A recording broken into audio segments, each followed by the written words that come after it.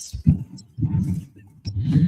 right, hello there, Chick Chat. We are back with another unexpected episode, and we also have some more updates about this whole custody case with Hunter and his dad and Fallon. I'm not even going to mention Stacy because I don't even who is that woman at this point.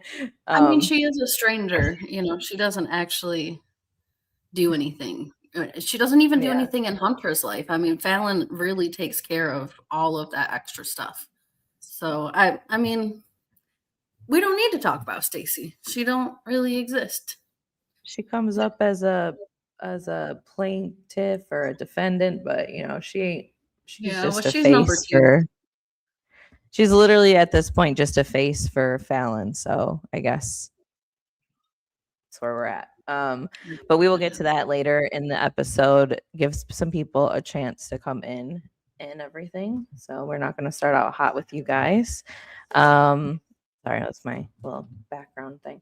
Anyway, so we're going to start with Mia and Jesse. They're bringing home their baby Oakley and no mother in sight. So thank goodness her mom is gone. I can't look at that woman anymore. I'm really glad that her mom's gone. It sounds like everyone's glad that her mom, went wherever back she went back to wherever she came from. Even whatever car she's living in. Honestly, maybe she's still in the parking lot, but at least she's not anywhere nearby. She's taking up residency in the parking lot because her kid had a baby. So she's like, I'm just going to be here a few extra days. Don't you worry about me. My kid had a baby. Apparently she has a really good hiding spot, since she's been there for days. So I don't know. Must be in the employee parking area. There must be. She probably could get herself a little job there, parking lot attendant. She's always there. So always. For 10 hours.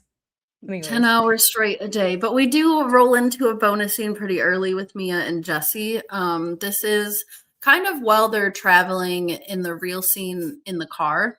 And they start talking about just like what it's like to bring a newborn home and how nervous they are. And while they're talking about this, I think in the original scene, Mia burps and he reacts to it, but then they move on. But that's what starts this bonus scene is her burp.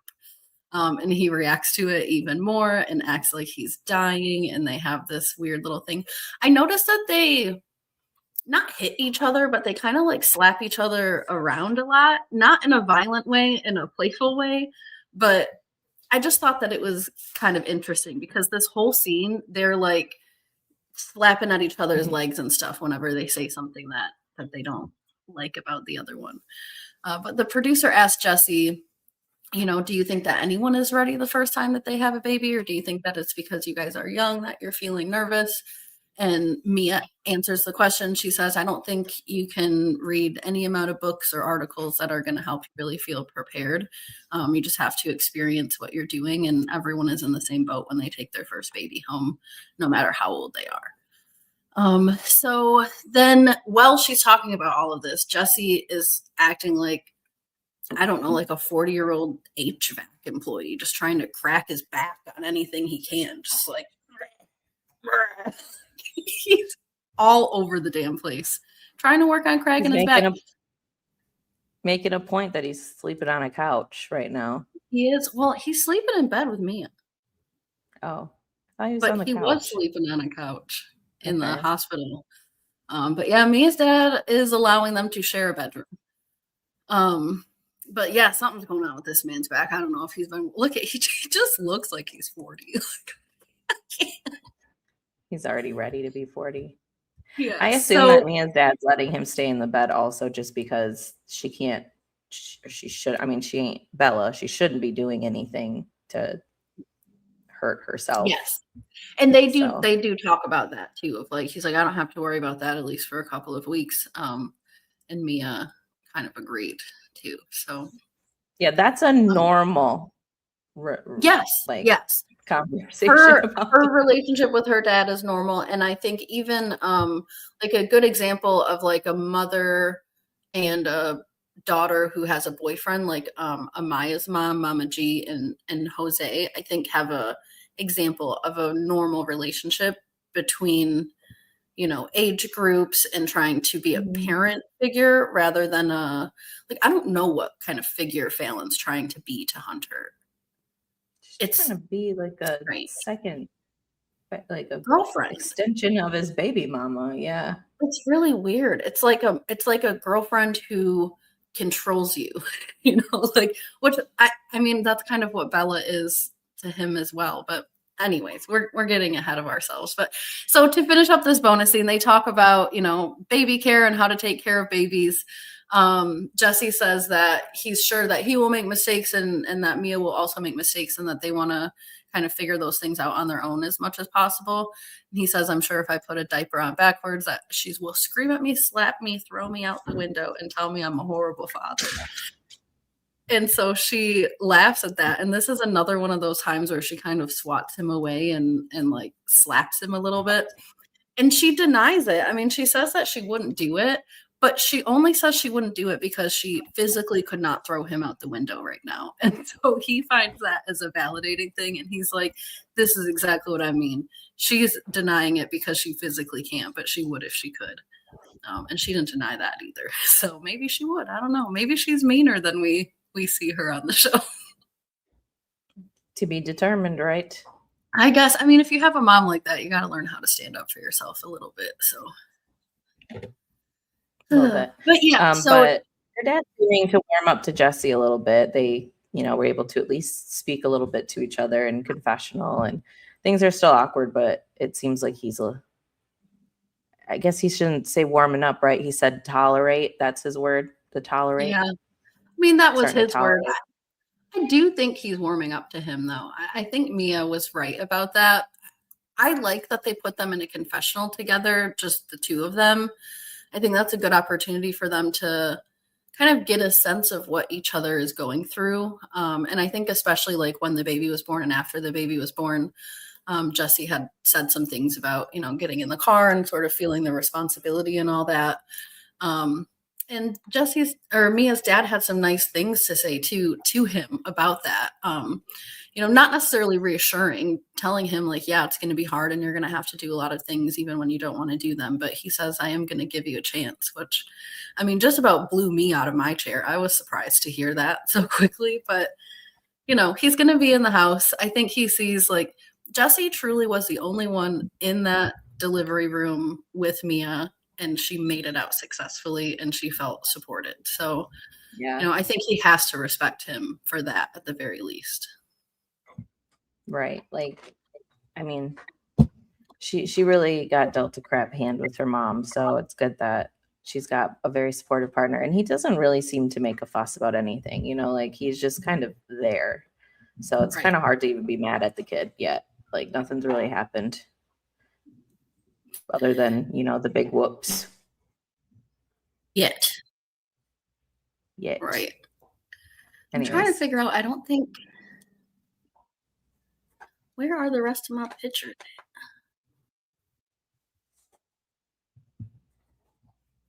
She lost her photos. I thought we were starting with these people, or doing these people now. We are, but I think I must have missed a couple when I was organizing them. So, okay, now we're back. Mm-hmm. There's another bonus scene in Mia's section, and this one is more about her and her dad. And she talks about, this is when she says on camera before the bonus scene, like her dad, or Oakley has her dad wrapped around her finger. And so they go in a little bit deeper on this. And she says that when her dad found out that she was pregnant, obviously he was really disappointed. So it's been really nice for her to see how much her dad actually likes the baby. I mean, I can't imagine you can't not like your grandkid. I don't care what age your child had this baby. You have a grandchild now. You're going to love it unless you're a psychopath. So Keith is not a psychopath. He loves his grandbaby. He cried, of course, when he held her for the first time in the hospital, and they got to show us that. But what I thought also was interesting was that we got to see Mia's brother in the background. Mm-hmm. I've never seen him before. There's all kinds of kids we haven't seen before, and siblings and whatnot. So So yeah, Who he talks about knows? how magical of an experience it was for him to be able to be there and meet the baby right away. And he says, "I know that that's kind of corny and everything, but that's exactly how it was." And he says, "Yeah, it's a beautiful thing knowing that she's a part of my daughter, and she's everything to all of us." So it was fresh. Can't be mad at a baby. No. So, but this is where Keith comes in to lay down the law. Not exactly lay down the law because, of course, we know that they're going to be staying in the same room together. But to say, like, this is still temporary. This is only just going to be a couple of weeks. He reminds them that he wants them to clean up after their room. And then he says, well, your room, talking to his daughter, but your shared room for a couple of weeks. And that's when she starts going back and forth with him a little bit, like, well, you do know I'm going to have to be leaving back and forth with the baby if he's not allowed to stay. I'm guessing meaning that they're either going to move out or that they're going to go to his mom's house for some period of time. And he's all like, well, you're getting a little ahead of yourself with the well. I'm like, that is exactly how my dad would be. Like, don't talk back to me. You're lucky I'm giving you what I'm giving you. I don't want to hear anything about what is unfair of this situation. And I don't like it. yeah, you don't like it. Don't like it. Yep. So he just wants it to be his idea if they stay longer. So just that's what I was saying the first time this got brought up. I'm like, just leave the man alone. He gave you 2 weeks. He might let him stay longer if the kid just like stays on his P's and Q's, but just don't pressure the man because he will take a week away. He will. I think he's the type that when he feels pushed, he will take things away, even if he doesn't necessarily want to or feel like it's necessary. So I do think she peeped that, though. As soon as her dad was like, it's got to be on my terms and my idea, her eyes lit up. She started smiling because she is her father's daughter. She knows how to push his buttons, I'm sure, how to make him feel like something is his idea.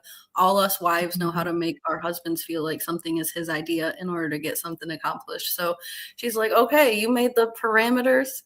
I'm going to slide straight through here. You're going to see Jessie for a long time. So I have a feeling she's going to be successful at getting this together. And we did see a preview of them talking underneath the house. I'm guessing to Keith about wanting him to stay longer. And it didn't sound like it was going well, but I think they're just trying to trick me. I don't know. I feel hopeful. The editing's been crazy. Anyways, speaking of the editing being crazy, Falon?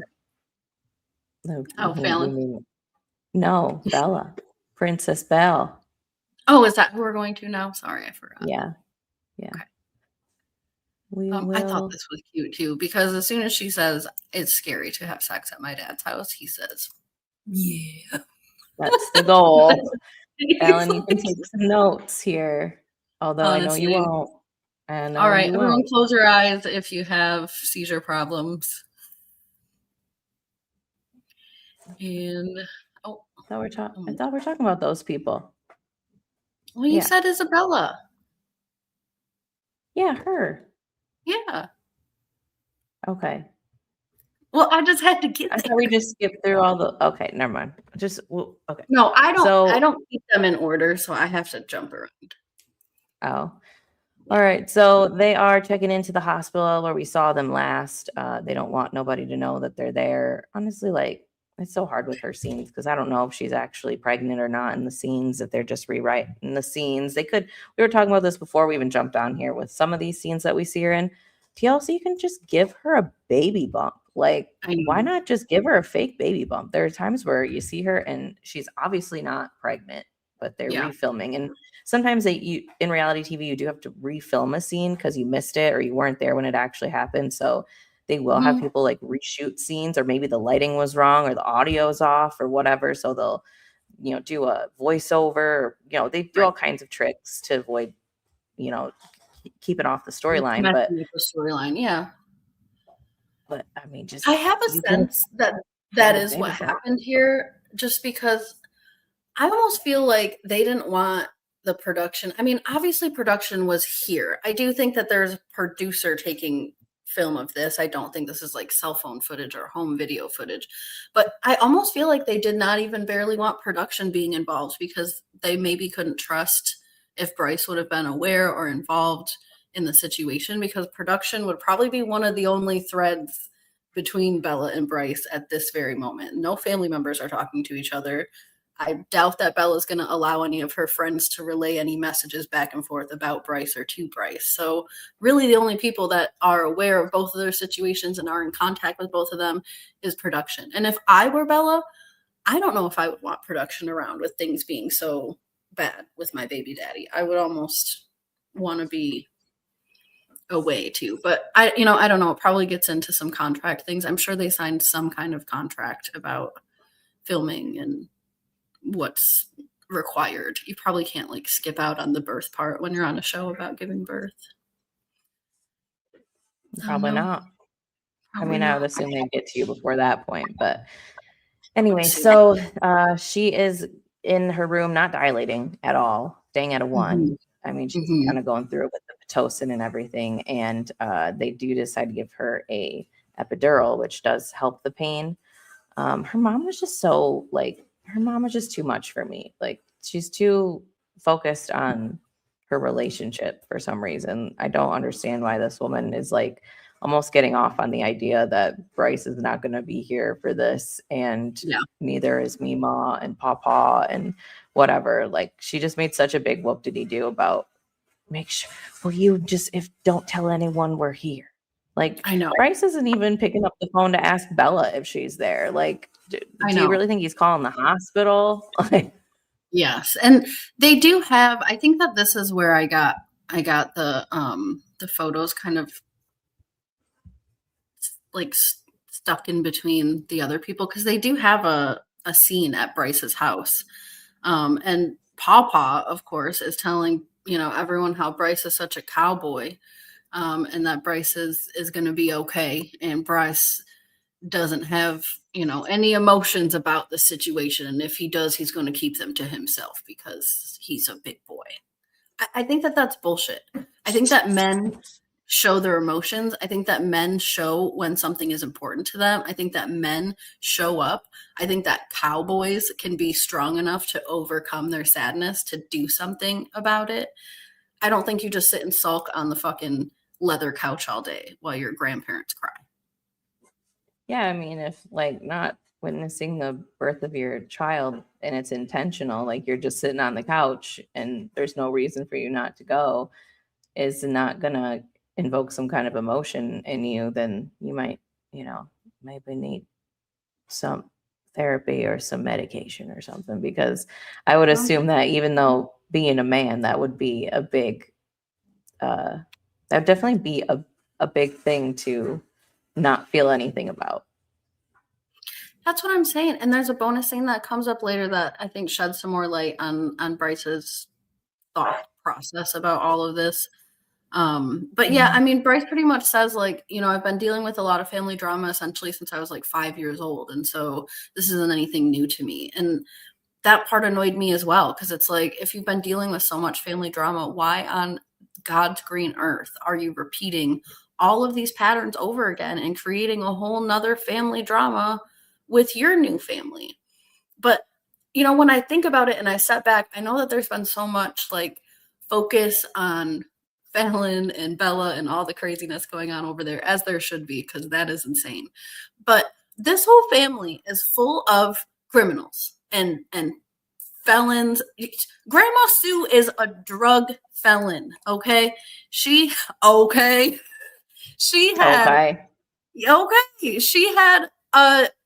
I think possession of a controlled substance, class A, which is not no marijuana, none of that. But don't worry, Papa got a marijuana charge back in like 2000 or something. But that same day, Mama got herself a Schedule 1 class A drug charge the same day. They both bonded out the same day. Papa's bond was $200.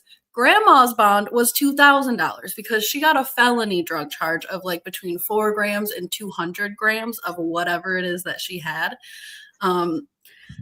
Craziness. And that's not even all of it. So then we have Connie, Bryce's dad, we all know that something's up with her. Obviously, some drug things are going on with her too. But I also found out that in like 2022 or 2021, she went to jail for biting Pawpaw, biting him. An adult went to jail for biting her father. And then Pawpaw went to jail most recently in like 2024 or 2023 or something for making terroristic threats against his family. He's still mad about the bite. It's crazy. I just don't know why an adult would bite another adult. Like, I think that there is obviously some violence happening in this family, and so probably maybe Connie bit him out of self-defense, but I feel like that would have all played out in court, and the woman like went to jail and all of this stuff.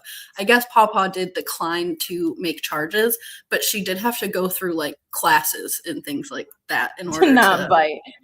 Yes, I forgot what the class was called. I had it pulled up earlier. I was laughing so hard. Like, I would be getting checked for rabies on both ends, For real. And that's not even touching, the fact that we know Tasha is currently on probation. I think also felony probation too.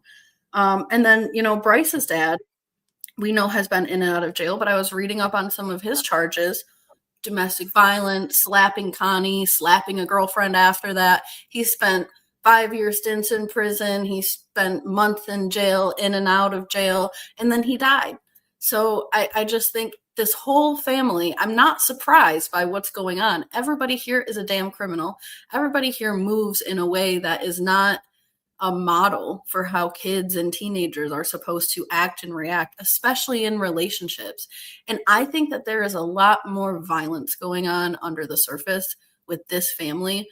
Hearing that Bryce has slapped Isabella, hearing that Bryce's dad has been violent, hearing that his mom has bit her own father, hearing that her dad made terroristic threats against his family. I mean, how much more evidence do we need to know that these people are a little bit kooky and a little bit violent? Yeah, like what? I just can't imagine like what the terroristic threat was. Like, did he say he was gonna like bomb the place or what? Like, he might have said he was gonna burn the damn house down. I mean, who knows, right? I guess. But it was. And then this man had the audacity to bring a baby doll last episode and be like, "I'm so sad. I've been looking for that baby doll in this house in every single scene, and I cannot find it. So I don't know what he did with it. It's not. He keeps it in the truck. Like, might. He keeps it in the truck for his confessionals. He might. So we get a bonus scene here with Bryce. I'm sorry to break it to you guys, but it is not nearly as entertaining as last week's bonus scene was. So if you didn't catch our episode last week, you have got to go back and at least watch the bonus scene with Pawpaw because you don't want to miss it.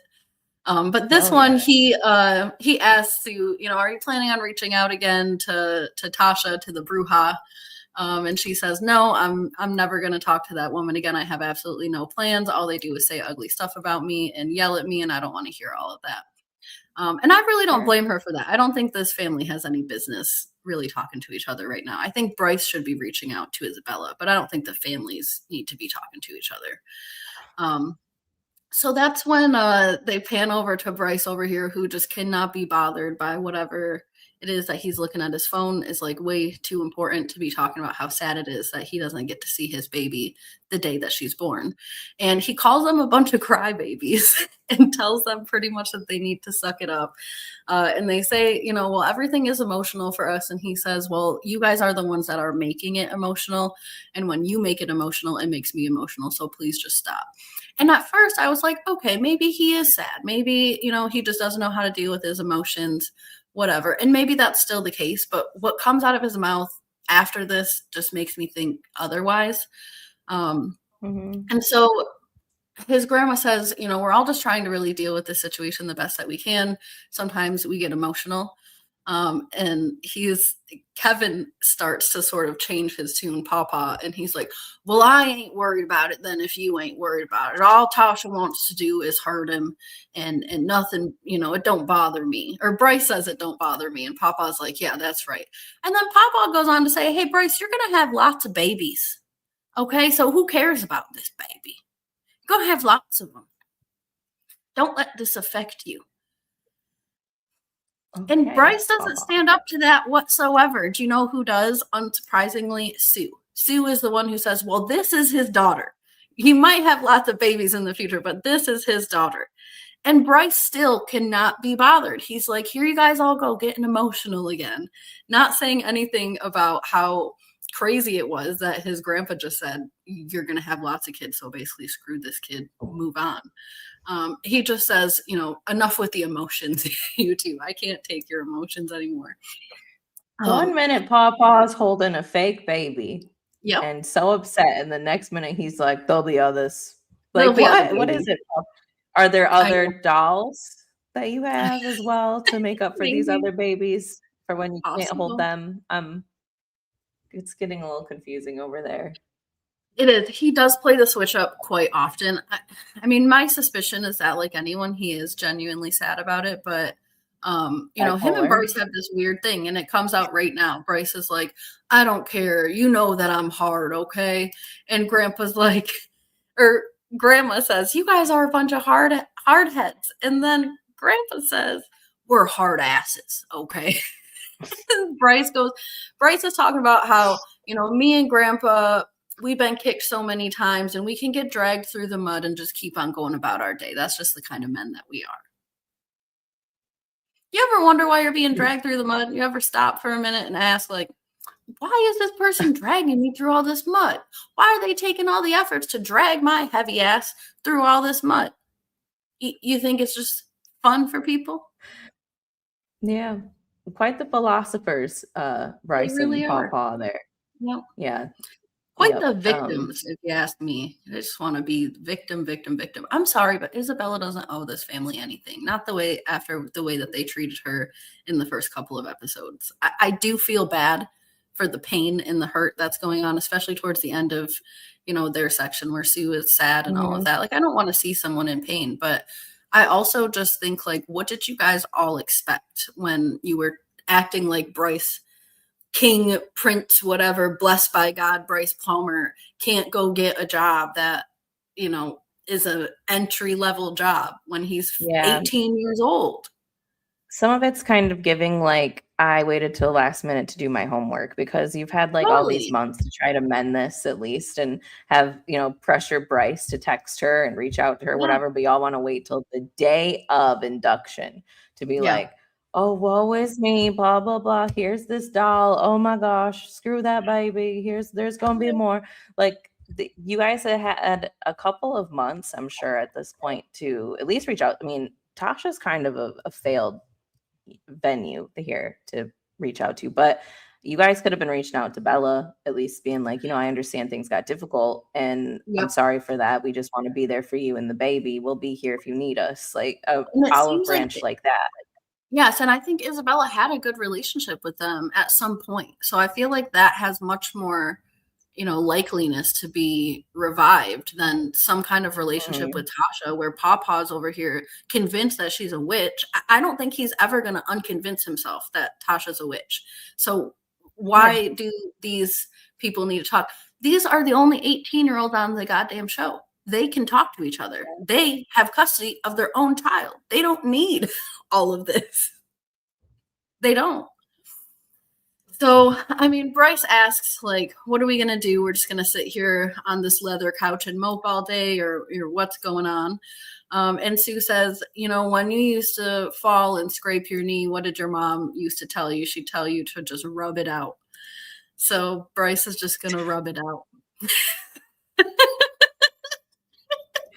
Holy crap. So the bonus scene ends off with Sue crying, as always, and how Bryce does not like to talk about situations that involve his emotions. When he has feelings and things, he likes to kind of close off. He wants to work through them internally, and then he wants to discuss it after he's worked through his emotions. But I don't know if this kid is capable of working through his emotions. He's capable of rubbing it out, that's for sure. He'd be better off rubbing it out instead of whatever he was doing with Isabella. I know. That's what Papa needs to be telling this kid. Like, no more babies, just keep rubbing it out. Like, no, Papa wants him to pop out a whole bunch of babies, apparently, to replace this baby. Oh and my the fake gosh. baby. Oh gosh. Speaking of this baby and fake baby and whatever, Bella's just getting closer. Isabella is getting closer to delivery. Still nothing from Bryce, but she's pretty calm. Everyone's so proud of her. So proud of you. Good job having a baby, 18, whatever. No, I get it. She's doing good in labor. So she does eventually pop out this baby with like 15 people in the room. It just looked so crowded in there to me. I could not. And she was very adamant at the beginning of like, I don't want anyone past my waist, you know, and it looks like there was 4 or 5. There was a circle almost around the entire bed. The camera recording. It looked like a damn whole seance. Camera crew. Yeah, so we had a lot going on. The drugs must have helped her feel a little more calm and less embarrassed, I guess. Mm-hmm. But we did get a baby. What did she name this baby? Hazley or something? Oh yes, Hazley. People so there's baby real Hazley creative for the first time. I thought it was really cool that Isabella cut Hazley's umbilical cord. I didn't think it was necessary at all that Tasha had to pop in and be like, she earned that right and no one else, especially not Bryce. I'm like, you are so unnecessary. No. Like, Bryce probably didn't earn that right because he's not here and hasn't been here for at least 2 weeks and, you know, whatever. But can't we just watch this girl cut her umbilical cord? Can't we all just have a moment? Right, like we get it. The man's scrolling on Facebook Reels right now. Like, yes, and honestly, it's not even really his fault. I mean, he should have reached out, but at the same time, too, like he is being pushed out too. So I don't know how much blame Bryce should be bearing right now when they have been very clear that they don't want him there. Yeah. So is he not just following their wishes?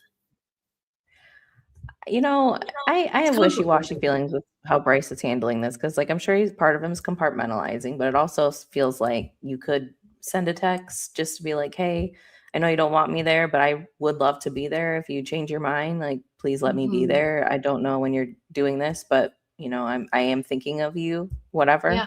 Even if you're not going to ask to be there, like, I wish you a healthy delivery. If you need anything, call me. Like, goddamn, nothing. He's literally said in this episode, I will not go out of my way to send a text message. To send a text message, that is not out of your way, bud. Your phone is in your hand. I cannot stand it when people say that. Like, it takes so much to just take 5 seconds to text somebody, like a sentence, you know, or even a small paragraph only takes a moment. Like, I know. You don't just, you okay? Question mark. Like something. Please, it's not that hard. You're not going out of your way. He probably watched. Not like he has a job at this point. Not like he has a job. He's got no job. He's watching reels on the leather couch while grandma cries. Like, you think you could at least give her like, yep, Isabella texted me back. She's in the hospital. Everyone's healthy. Grandma would be so at ease, at least. She'd be pissed off, but she wouldn't be such a like crazy maniac. No, she'd be like, now I know I wasn't there. Like, well, she ain't gonna be there. I think she's getting to that point finally. Right. Yeah, but I just is so weird to me how Tasha almost like gets off on this whole situation. She does. She likes it. She likes it. Thank God that man isn't here to be here for his child. Thank goodness. It's like, girl, nobody wants to be in this kind of situation. I don't know. I don't know. I feel like Tasha doesn't know how to involve a man in her probably not kids' lives, in her kids' lives.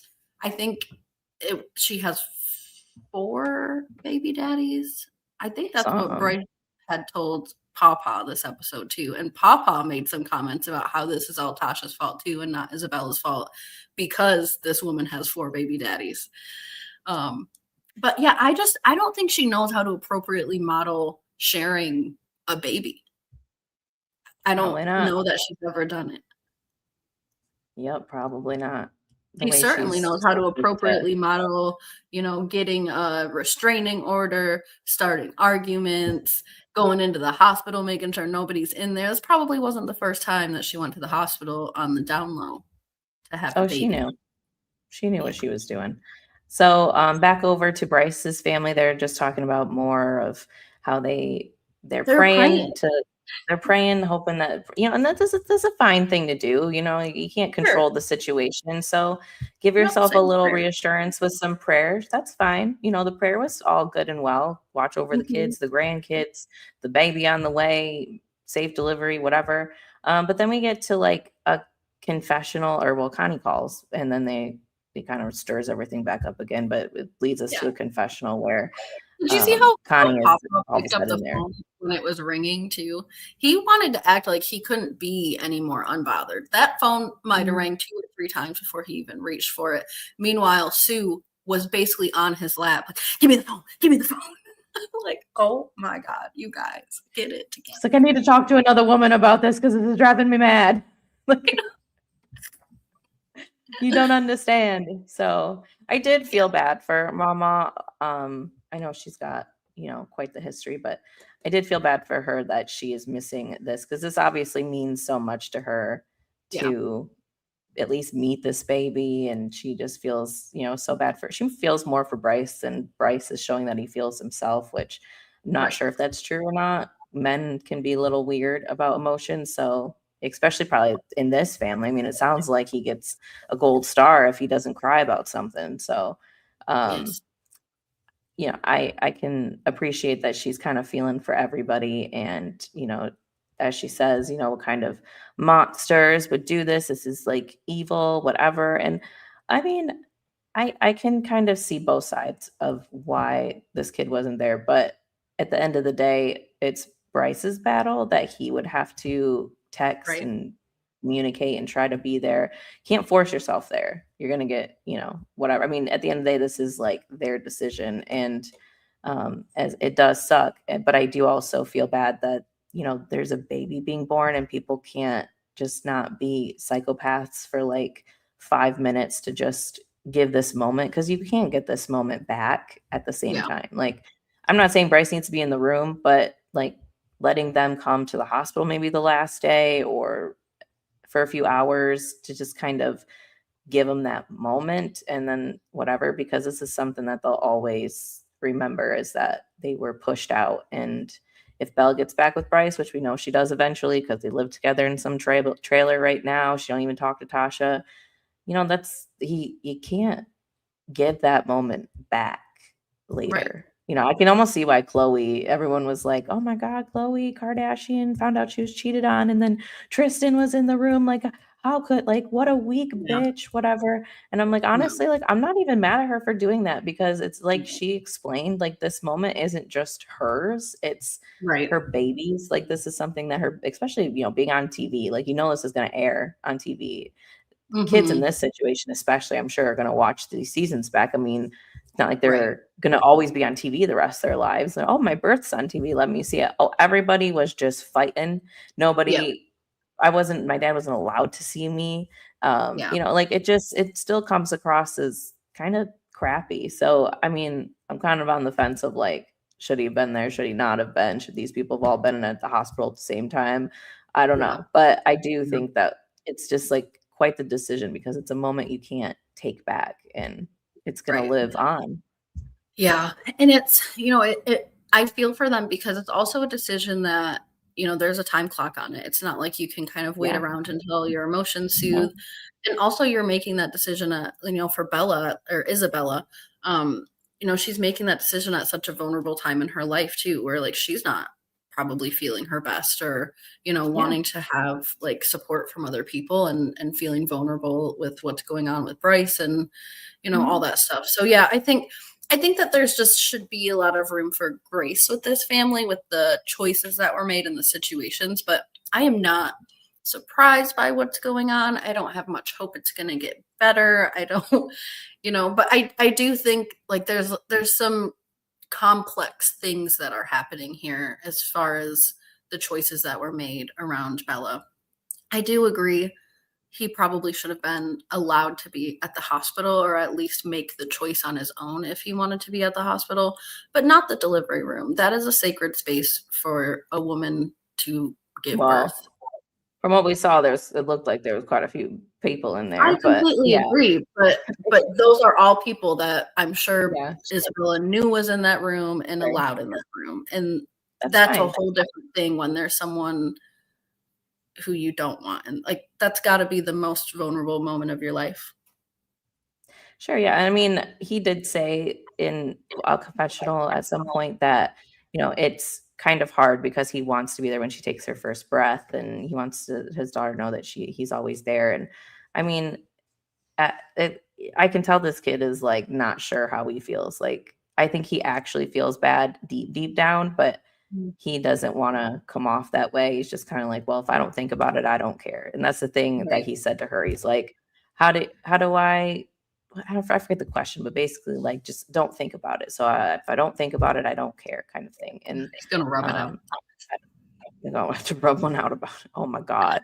Anyway, so Connie decides to be bothered and come into a confessional for us. Cause like, where is this woman most of the time? I don't know, unless there's like a camera around. But she is there to echo Pawpaw, and she's just kind of like, or Mama's like, who does this? What kind of people do this? And Pawpaw's like, it happens every day. Brujas every day. Yep. And then Connie's like, every day. It happens every day. I'm like, get out of here. Like, you haven't been here since the fight, basically, since y'all went to meet up at some park bench to figure out nothing. Like, where have you been? Just because you made a phone call, now you get to come here and sit on the couch in your weird shoes and button up and just like pretend you're struggling through that. Like, I don't know, whatever, lady. But I don't think she is. And actually, I don't think that we've had to sit through Connie at least pretending to be a victim in this. I mean, at least she just supports her parents' victimhood in all of this. But gosh, I might lose my mind actually if I had to hear Connie sit there and be like, we want to see this baby. Like, you don't even see your own child. What do you mean? Like Mia's mom. Like, yes. I hope she has a better relationship with her daughter because ours is bad. Yes. So, and I don't know the full details. I was kind of just getting into them a little bit before me and Anne started filming today. But Bryce's grandparents were the initial people to file a court motion to adopt Bryce, and then Connie relinquished her paternal rights the same day that Bryce's dad relinquished his paternal rights, which made it possible for them to then adopt Bryce. So I don't know the exact circumstances and situations that were going on. I know that there were some legal things actually going on with all three of these adults at the time that Bryce was adopted by his grandparents. So maybe I'll have more information for you guys next week. I have been kind of curious by this family's criminal history because they just give like, I'm not getting all of the story, so I've been online trying to get the rest of the story. But Pawpaw, after Sue gets up and cries and storms out of the room in her sadness, and Connie eventually chases after her, of course. Pawpaw goes to chase after her, but not without his drink, which must be right out of sight along with that fake baby. But I mean, this has to be each other. This has to be some whiskey and coke, right?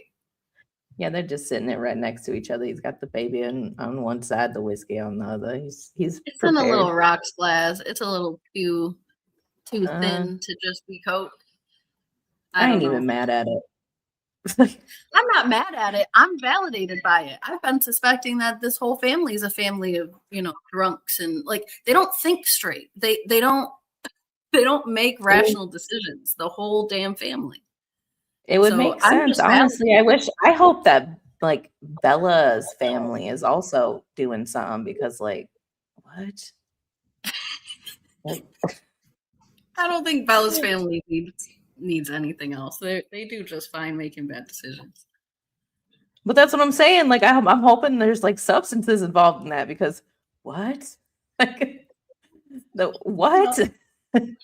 No, I see the point that you're trying to make. I actually think Bella's family is soberly stupid, and I think this family has a substance abuse and like some violence issues, some bad family dynamics going on, that like if they could get some really intensive therapy, they might be able to work it out. But Falon and Chris and Devon, they're done. That family should stop procreating. None of those people should have any more kids, because all they're doing is passing all these terrible habits and models and behaviors and dis-effing function on. Oh, yeah. And it's honestly getting harder and harder to watch on TV.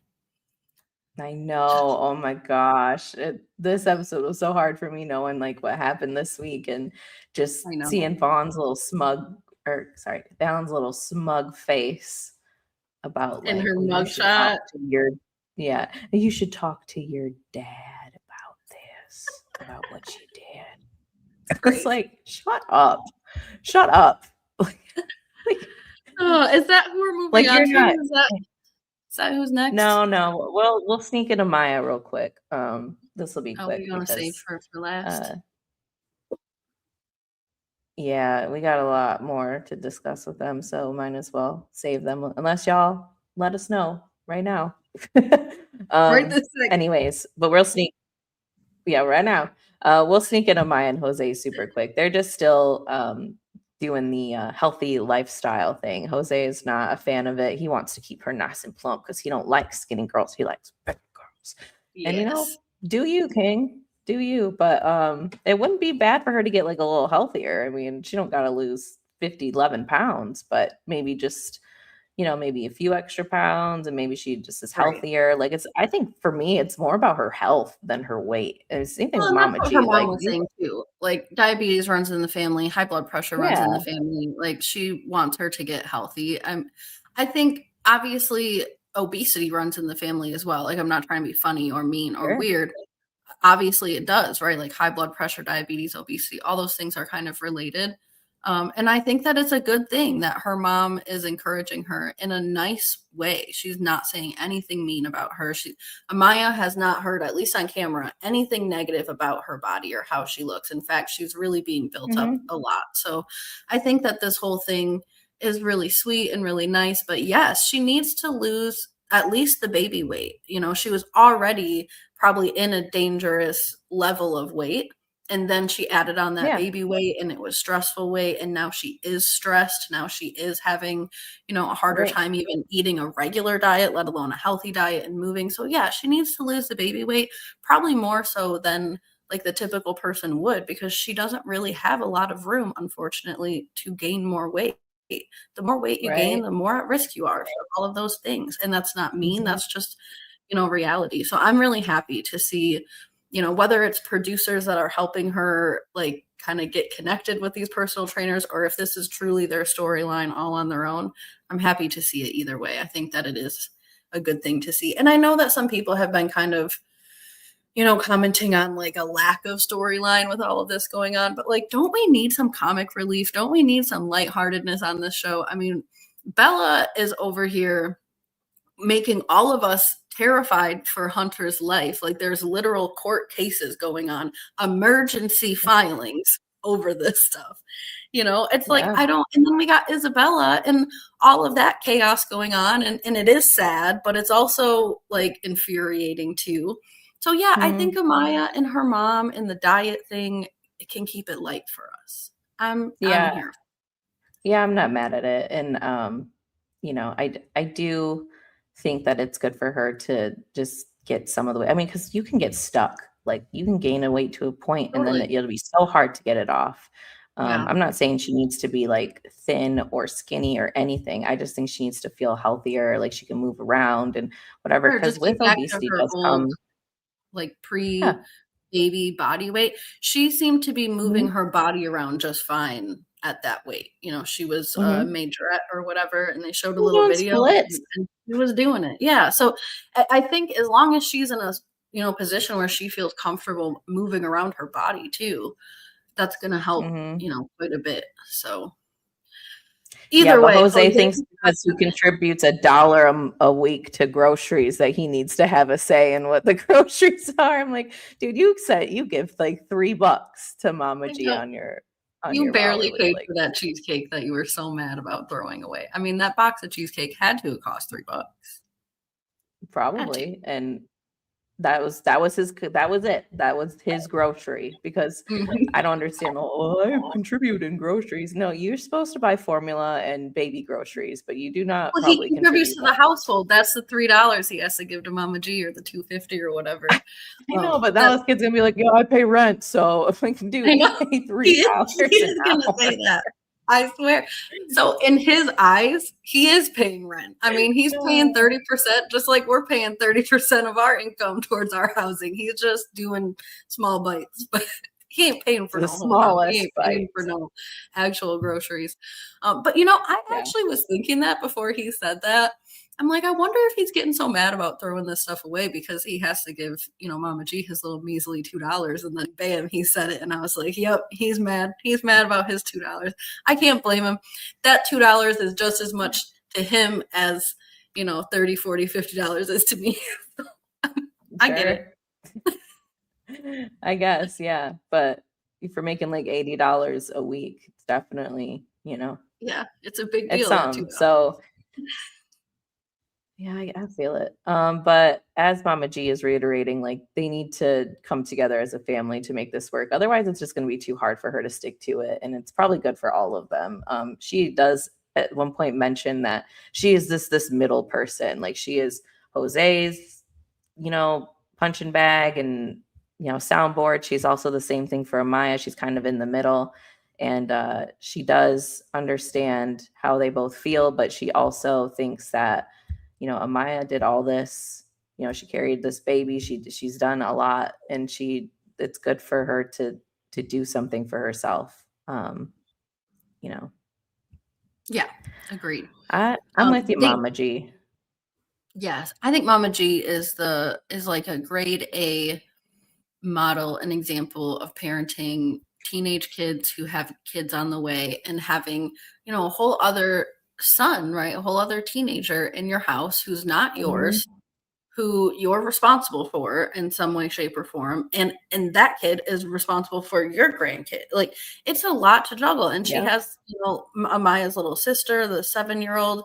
I think she said she was working like 70, 80 hours, like something crazy, just to live in this little apartment in Las Vegas, which makes sense because it's got to cost a lot of money there.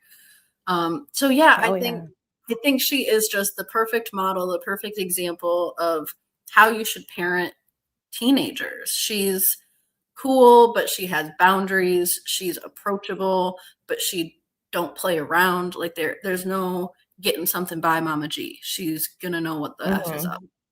So I do think that she's pretty great. I also think that it was really nice when they had this little debacle. Amaya has been taking care of this baby, and we did see in the beginning when they first took the baby home that Jose was maybe a little bit jealous of the baby. And I have a feeling that is continuing to go on, because it sounds like he's not caring for this baby at all. I mean, if he's not like feeding him, changing him, doing diapers, doing like, what is he doing? What else is a newborn? He's working all the time. He's working 8 hours a week. He's making like 8 hours a week. So I mean, what else why aren't you helping with that stuff? But he doesn't like to. That's what she said. I'm like, I don't think anyone likes to wash a bottle. Like, I think you just do. Nobody likes. I don't love changing poopy diapers, but it's part of the job. Yeah, it's not about, do I like to do this or not?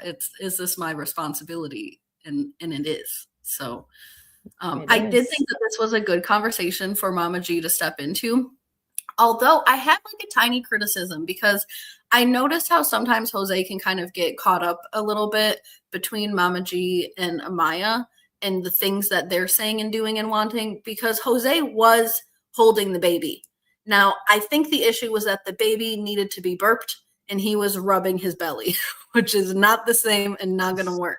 So that's why Amaya was like, can you give me the baby? But Jose was trying to say, you're exhausted, you're tired, you just made all this food, sit down and eat. I will keep the baby, which is helping her, ideally, right? But then she's like, no, you're not doing it right, so give me the baby, which is probably also fair, especially if he's rubbing this baby's belly when it needs to burp.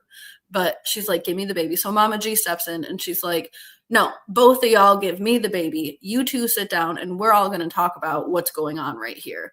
And that, again, like prime example of parenting. You do not wait. You step in when the things are happening. You correct the problems. Mama G took the whole baby. She said, I'm taking this baby for the night. You guys get some rest and you talk to each other about what just went on. And she took that baby upstairs and told her little 7-year-old to get her pajamas out.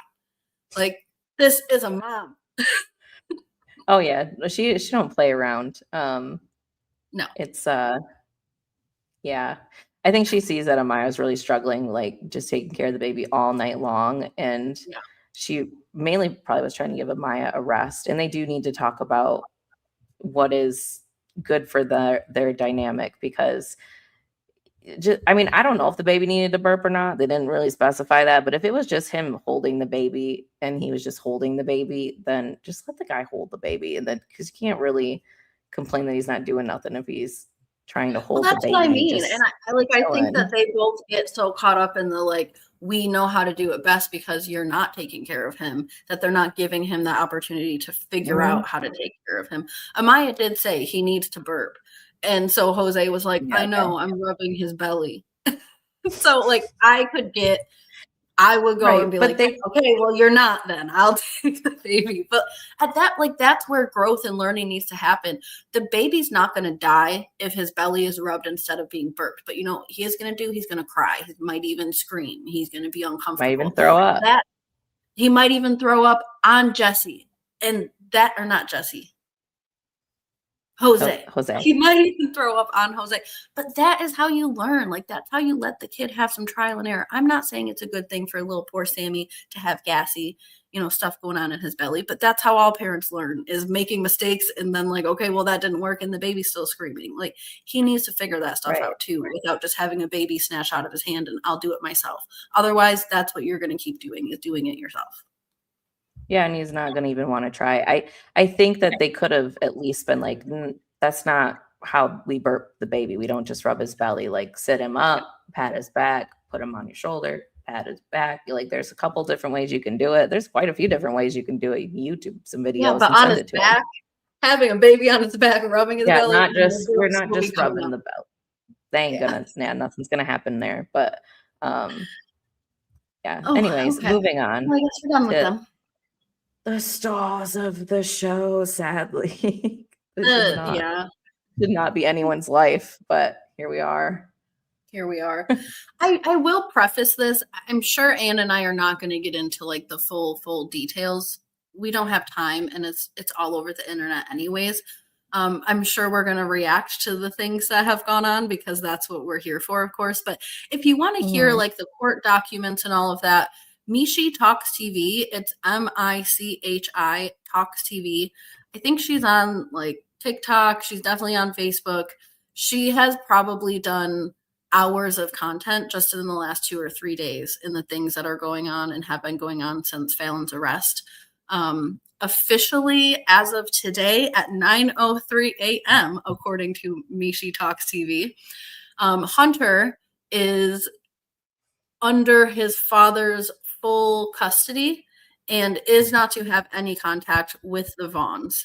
Now, he is allowed to have contact with Bella. Obviously, that's the mother of his child, but no contact with Chris, no contact with Falon until the actual like custody date comes in, because this is a temporary emergency order that's happening now that replaces the old temporary emergency order that they had to do when all this filming started. So eventually there will be like real court dates for all of this to go over all of the accusations and stuff and to come up with a more stabilized, you know, legit custody situation. But it's possible that this custody situation won't change after the court date. It could very much just stay. Hunter will stay with his dad and he's not to have contact with the Vaughns. I'm sure that that's what his dad will be fighting for. And that's probably at this point what is necessary. Because there were some things in what the dad had filed to get this emergency custody that were concerning. But all of these things are things that we have all been talking about. I mean, they're all pretty much just validating of all the concerns that we have all had of how Falon seems like overly into Hunter. I'm not going to say that it's like romantic, but she's just at least seems preoccupied with the kid more so than her other kids. And it's just very strange. Yeah, Constantly it's texting very him like, unsettling. where are you? What are you doing? Call me in the morning, which I think that there's some room for a parent to be talking to their child's, significant other via text. But that excessively, it's like, why is he always reaching out to Falon over Bella? Why was he texting Falon, Bella might be pregnant. Why are you not texting Bella? Bella, I'm worried you're pregnant. Go get a pregnancy test. Like, that is the part where it's like the method of communication where Hunter knows to reach out to Falon before Bella. That's not how that's supposed to work in teenage. It's so strange. Like, it really makes me uncomfortable. Like, even the arrest where she's like looking at Hunter, like, don't feel bad, like whatever she screamed at him. And I'm just like, girl, you brought they brought, mind you, Lil Wes to this whole shenanigan. It's like, couldn't someone have stayed home with the baby? All you guys did in this whole arrest situation where you went to go confront a woman whose husband was at work because of custody, like, because she's supposed to be in custody of your son. Like, your son's supposed to be in their custody right now, right? Yeah. But you bring a whole entourage for what? Because the police called and said, you are in violation of a court order. Take your son to where he is supposed to be. And not only did Stacy roll up, Falon rolled up in her own car. Chris rolled up in his own truck. I think Bella and Wes were in the car that Stacy was in. Stacy doesn't drive though, so her husband was also in that car. But I think that's why Bella and the baby were. She doesn't drive. We saw her drive a van in this season. She drove Hunter to appointments. Maybe she shouldn't be driving. I don't know, but we saw her driving Hunter to appointments. Who's not on camera? Maybe he's driving her around and she's pretending. No, remember the episode where the whole barbecue thing? Like, she was driving. I thought that was Falon. No, that was her. Oh yeah, that was Stacy. Came home to Falon's house, huh? Yeah, I don't know. I saw a lot of people talking online that she doesn't drive. Maybe she shouldn't be, but she did on camera a couple times. I will stand by that. Or maybe she can drive, but she doesn't like to. I know there's a lot of people who just prefer not to drive. Sure, I'm one of them. But anyways, yeah, but you do drive though. I'm talking people who like legitimately don't drive but can drive. I don't like it. Anyways, I don't like it, but you've driven. I don't love it. Like, most people wouldn't drive from Texas to Michigan. Don't love it. Anyways, yeah. So, with that whole thing as well, like them bringing the baby, all they did really was just hand this guy his custody case, like, on a platter. That's why, like, 4 days later, he's got full custody of his kid, emergency wise, like. I don't know what their expectation was. Like, oh, we're going to all go over there and she's just going to be like, okay, just keep the kid then. Just keep him. Yeah. Like, what did you expect was going to happen? Like, you went over there to intimidate that. There's no other explanation. I was even thinking to myself, like, apparently Stacy's excuse was that she was going to take Hunter to eat and then she was going to take him to his dad's house. So I'm like, okay, well, maybe they were all sitting down like at a restaurant or something. And then Stacy gets a call from the police, like, you got to take Hunter over right now. And so maybe they just decided they'd all get up and go. But like, no. Hunter goes with his mom. And then the rest of you finish your meal or you go home or you focus on the little baby that you have or Bella or anything else. So, I mean, that doesn't make it any better. They all still chose to get in separate cars. There were 4 separate effing vehicles there. Yeah. No, I just don't buy it regardless, because usually when you are 50-50 with somebody or you're doing with custody, whatever, you have a certain time that you have to drop them off. And then when you are not dropping this kid off, right, when you don't drop kid off at certain time, everybody knows you're in violation of a court, whatever. Right. So you are very likely to get a call that you need to drop this kid off right now. Well, exactly, but that's what I'm saying. I don't buy the whole food thing, because who the hell is like, oh, I'm supposed to drop you off in 10 minutes. Let's all go out to eat. Like, no, you could have fed him like an hour before. Stacy knowingly violated that by taking him out to eat. Stacy knew that there was someone there to pick Hunter up from his game, and she said, you will not be going with that person. You will be coming with me. She knowingly and willingly violated the agreement.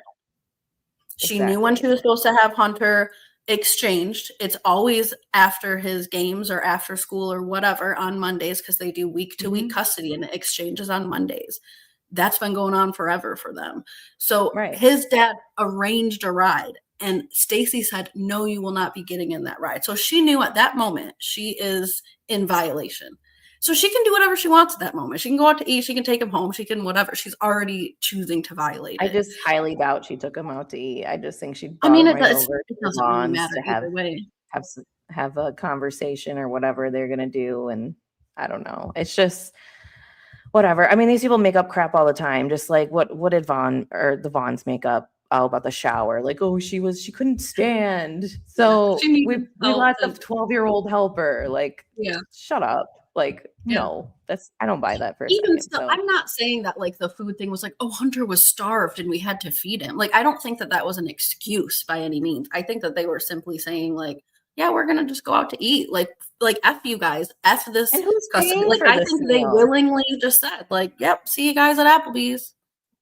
They ain't going to Applebee's. Who's paying for this meal? Chris has already got the whole damn family on his back. Like the whole damn family. They were eating pizza in this episode. They eat, okay. I get it, but it's got to be like McDonald's. Like you ain't going. No, they had some Hungry Howie's over there. Oh, good. Oh, like, yeah, pizza delivery, sure. But have you ordered a pizza lately? That's just like $45. I guess, but it's all off of Chris's back. Sorry, Chris. We'll get a little bit more into this episode, then we'll kind of teeter back and forth with this custody thing, because there was quite a bit of interesting tidbits in some of these filings that we are definitely still gonna have to touch on. But anyways, the gist of this episode with Bella, because they just always got to throw her in there, like even for 5 minutes, but she's just continuing this pregnancy test. It is negative, as we know, but she's also recently taken another pregnancy test on live. Like, these people are so stupid. Like, you are in a contentious custody case. Do you really like putting all this out there? Like, oh, am I pregnant? Am I not? Like, what are you doing if you want control over this boy, Falon? Like, what is wrong with you? I don't know. This woman is just so blinded by nonsense, and she's just got minimal education. For somebody who is going for their master's to be a teacher or whatever, like, oh my gosh, like how stupid should not be around kids. She should not, honestly. Like, I get maybe her own kids, but she should not be around other people's kids. Hunter is a prime example. Teaching them stuff. This is okay with other people's kids, especially not teenage kids, because she clearly doesn't know what boundaries are. I don't know. And again, this lady. Why is Falon texting Hunter the results of the pregnancy test? Don't you think in a normal brain that the teenager would text her teenage boyfriend the results of the pregnancy test, and then the teenage boyfriend would respond to his teenage girlfriend about that, and not have every single thing go through Falon? I don't even know if Falon is romantically interested in Hunter. I think Falon is interested in controlling people. I think Falon controls Bella just as much as Falon controls Hunter. And honestly, I'm starting to feel bad for Bella too. Bella has her own role to play, but Bella is also a teenager under the thumb of her weird ass controlling mom, who apparently won't even let her leave her boyfriend. So that's weird. She don't know. She don't know no different, because this is just how she's being raised. So I do feel a little bit bad for her. And I mean, obviously, she doesn't know much different. And if she did, she didn't ask, it's not going to be allowed. Right. And like all these situations and stuff going on right now, like I'm sure that Bella didn't ask for any of this. And even I know Bella's been online talking crap about Hunter's dad and all of that, but to me that shows like teenagers getting wrapped up in adult stuff. If Falon wasn't talking crap about Hunter's dad, if Stacy wasn't talking crap about Hunter's dad, Bella would certainly not be talking crap about Hunter's dad online. So again, I just think like these kids are just wrapped up in this weird woman's control. And for what? Like, what is her intention? To like run a strange commune of like RVs and teenagers and babies, and like for what? Sounds like it. I don't know. It seems cultish in a way. Like, it seems like she's living through her daughter right now. Like, she's even got her the phone and doing that. Like we discussed earlier that there is a no contact order now with like Falon and Chris and Hunter and stuff. But do y'all really not believe that that Falon is not going to take Bella's phone and text Hunter her? Like most of those texts are probably her. So I'm not convinced this lady is going to stand by a no contact order. She's just going to get her daughter's phone and text Hunter that way. There's no way that she's going to stop communication with this kid. She's too invested, weirdly invested. But yeah, I did peep that she had to be the one to text him, and she's always just like, "Oh, we gotta tell Hunter. Oh, well, we'll have to make Hunter feel better by taking a test." Like she's always bringing up this kid at every damn turn.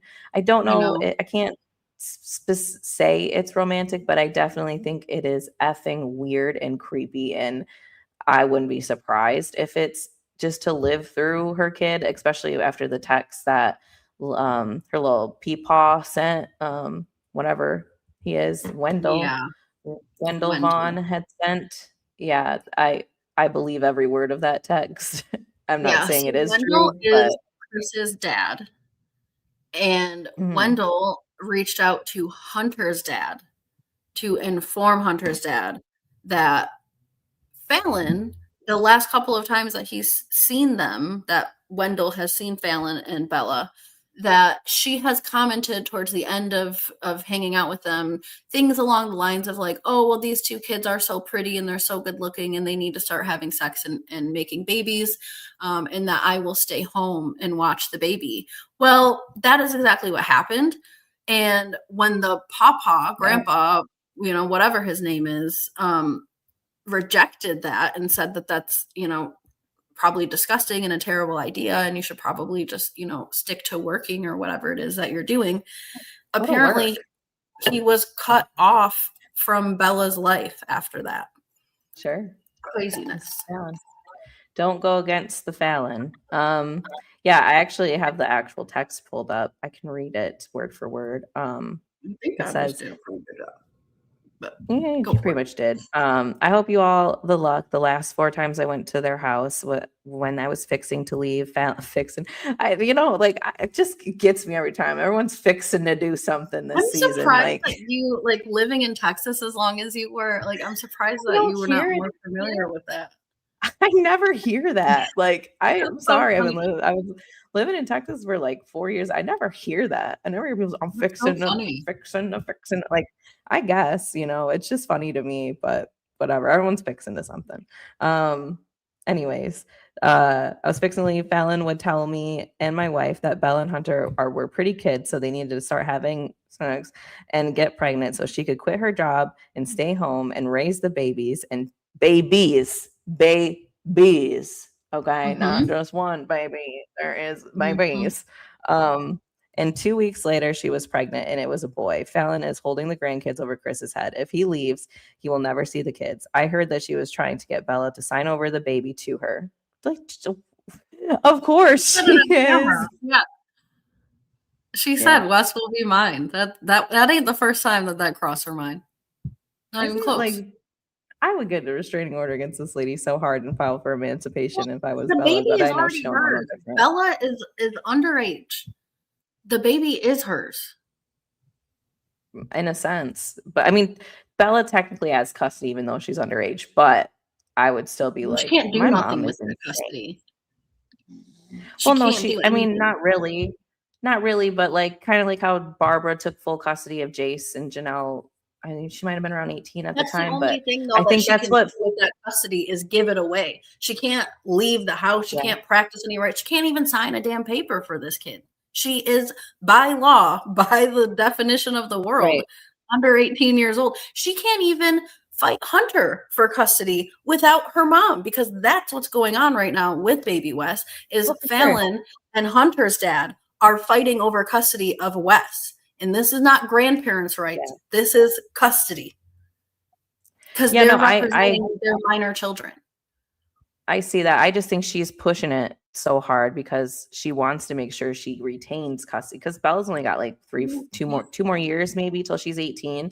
And then none of that's going to be on Falon anymore. So Fallon's trying to cement herself in custody of this kid. So that's probably why she's pushing this sign it over to me. And now it's probably even more. I can only imagine what's going on in that house right now, because she's like, well, now look at, he's filing this and filing that. You're going to need to send custody over to me because you're not going to be able to fight him.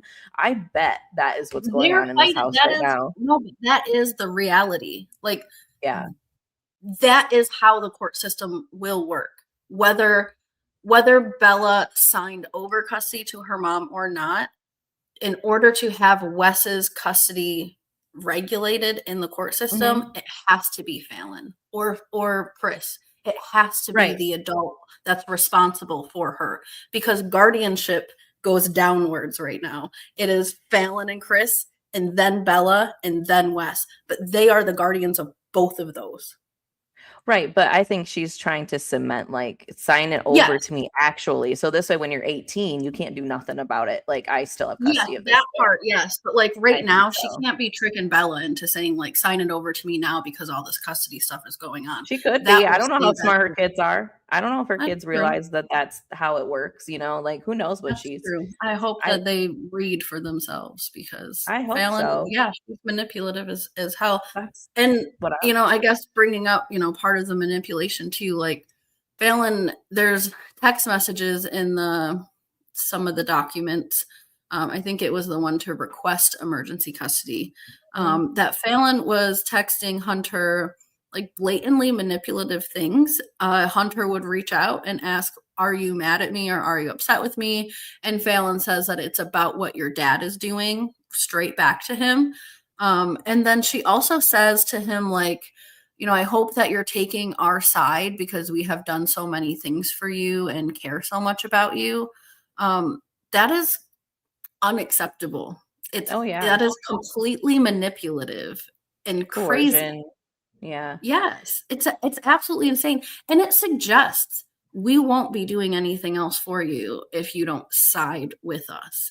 There is no siding with us. Right. Hunter is just as uninvolved in this as Bella is. It is the stupid adults in the court system. Like, those are the only sides to take. A judge will decide. So Hunter walking into a courtroom having a feeling about who he sides with or who he likes more, a judge could give an F. I don't even think a judge is going to ask Hunter at this point, who would you prefer to live with? Because it doesn't matter. It literally doesn't matter what Hunter thinks at all right now. There is too much going on for a child to make a decision about where he lives. So it's not going to happen. Like, right. In a normal situation, they might have, like, a 14-year-old might have more weight on that. But if you're comparing the situations, like, he's got structure at his dad's house, he's going to school, he's having to do chores, whatever the case is, he's got structure. Of course, he's going to choose to go to the house that lets him do everything he wants. I mean, even if he wants to be with his dad and wants to do both, and they're manipulating him this way, like, of course, the judge knows and the court knows that if Hunter goes up there and says, these people have done so much for me, I want to stay with them, they haven't hurt me, whatever, they don't care. Like you said, like, they see that this kid has gotten his girlfriend pregnant already. There's been multiple pregnancy tests since, most of them filmed. And we're talking about Falon and Chris. Right. We're not talking about Stacy, okay? Right. Hunter has no right to live at Falon and Chris's at all. In fact, in like the last custody agreement, it was written out that he can't even stay the night there. And it's like, it's just absolutely insane how Falon and Chris care so much more about the custody of Hunter and where he lives and where he stays and where he's at and what he's doing than Stacy does. Yeah. Just a figment of our imagination. Like, this woman never existed. Stacy there is no custody for Falon and Chris. Like, I know. It's not a thing for them with Hunter. Yeah, our side. You want to be on our side. Like, you don't have a side. You're supposed to, like, Stacy supposedly does, but she is but a pawn in Falon's little game here. I mean, it's being alleged Stacy has proven herself to be completely untrustworthy in the court's eyes, because she has continued to allow Hunter to stay at the Vaughn's house. So that, again, like, compromises even her ability to be a parent. And I was just thinking, if Bella was smart, which, like he said, I mean, I don't know if she is either, but if Bella was smart with all this custody stuff that's going on with her baby Wes, but also the custody stuff that's going on with Hunter. And remember, all these caveats with Hunter's custody stuff is that he is not to have contact with the Vaughns, with the adult Vaughns. If Bella was smart, she would stay very far away from her mom having custody of her son in any kind of way that is written out in stone other than the chain of guardianship. Because if something happens where it's really written in stone, when this custody agreement is for real and signed and ordered after the emergency part, and Hunter cannot have contact with Falon, and Falon has custody over baby Wes, like Bella would be very smart to keep her mom far away from that baby if she wants to have a family unit at some point with Wes, because that is the point, right? Like, we got all these other effing adults and all these other people involved, but at some point in 5-6 years, I think we would all want Hunter and Bella and Wes, and please not another baby, under the same roof, you know, self-sufficient and independent and taking care of. Self-sufficient and independent would be the word, but Falon is also not letting them be self-sufficient or independent. So she would never. I mean, even Bella today, when her dad was bitching her out, she's like, well, I'm still going to live at your house once I'm 18. It's like, Falon wants all her kids under her thumb for as long as possible. And I just don't get that. I mean, I don't have kids yet, and so maybe something will change in my body, but it's like, yes, you want your kids to be nearby, you know, and like, you don't ever want them to grow up, but like, they will grow up, and controlling them out of being independent to like ruin their lives. Like, what is that? You know, most people, when that last one gets older and whatever, like, most people would be like, finally, I can live my life. I can go on a cruise. I can take a vacation. Yeah, like you send her off to college, whatever. But she's like, I want her to have children, and I want to have custody of these children. And I like, for what? Like, I want her under my roof. I want her baby daddy under my roof. I want whatever babies they make under my roof. I mean, even in the daycare situation, like, I don't, like, what is this? It is. Even in this scene right here, Bella's boyfriend, or Bella's sister's boyfriend, is like right here in this area, just laid out on the couch, like taking a sleep. So we got now, you know, other daughter's boyfriend laying in the house, comfed up. Like, it's just like, how many people do you want under your roof? And poor Chris is the only one working. Your roof ain't that big. Like, no, and it got smaller. And why is everything effing camo? Why do you have a camo lampshade? Where did that go? Over there. Because if it's camo, maybe everybody won't see what's going on over here if we just put camo everywhere. Like, maybe nobody will pay attention to what's going on at this house. I can't even believe it. It's just, it's hard to watch. And like, also knowing like that Falon is, well, alleged, I guess, via Wendell, holding stuff over Chris's head because like, he can't get away from this woman. He tried to divorce her once because she was cheating on him, alleged, and still couldn't get rid of her, still had to remarry her. And now he's trying to financially provide for a community of people. Like, it's I just kind of like, I feel like he's low-key like, oh my God. But at the same time, I'm like, man, he's just also being manipulated as well. And I just feel like he's dumb. Like, he ain't the brightest bulb in this house, because even he knows that doing it. I mean, well, even in this whole situation where it's like, oh, you better tell your dad about what happened, blah, blah, blah. Like, this man doesn't know that they're doing stuff when you're handing them towels when they get out of the shower. Like, well, you don't. I mean, I know he's a little dim, but he knows that there's a chance something's going on, and he's had children before, so he also knows that they shouldn't be doing nothing. I mean, even me as dad is like, I know nothing's going on because it's not supposed to be. Okay. But I mean, this man seems like he's a little bit hostage, and I do think he's part of the problem, obviously. I mean, he's not standing up for his kids. He's not, you know, if he is any brighter than Falon, he is definitely not being like, hey, this is weird. Okay. Like, you got a weird thing going on here. I really like to laugh at Chris. I think he's the comic relief in this family. He's just as responsible as all of them, but Falon is insidious. But Chris is just stupid. Like, Falon is like insidious and planned and manipulative, and Chris is just like, okay. It's just, he's just there. I don't I know he also is a part of like the harassment stuff. Like his name's on everything too. I mean, they are married, so everything's gonna go at both of them. He Mhm. did And he show up did at threaten a game, Hunter's and dad. he's no angel, but I definitely think that he has been with this woman for too long, and she is just really pulling the strings here because what job does he have that is able to afford all of this? And I was you wondering that know, too. I like think they've what gotta is have it? some kind of side hustle, whether it's legitimate or not or illegal or not, I don't know, but something is funding this family that a That's job the can't legend. fund. Mhm. That's the So, ledge. I mean, Yeah. Bella doesn't wanna be on birth control. Obviously, hearing this information, her dad is like, "I would like for my daughter to be on birth control." And she says, When "No." we all. Um, and one of her we asked, wouldn't we all? And one of her reasons is like, "Oh, you gain weight from it and you can't get that weight off." What do you think happens when you have a baby, Bella? Hmm? I know.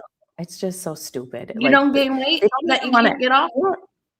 they don't it's like someone sat her down, I'm guessing Fallon, and told her all the side effects for birth control and said that's so much worse than having an actual baby. I'm sorry, but a 5 extra pounds on your body is like nothing compared to getting actually pregnant, your body ripping open, the healing, and then She just that gave 5 birth to extra a pounds, 9-pound baby.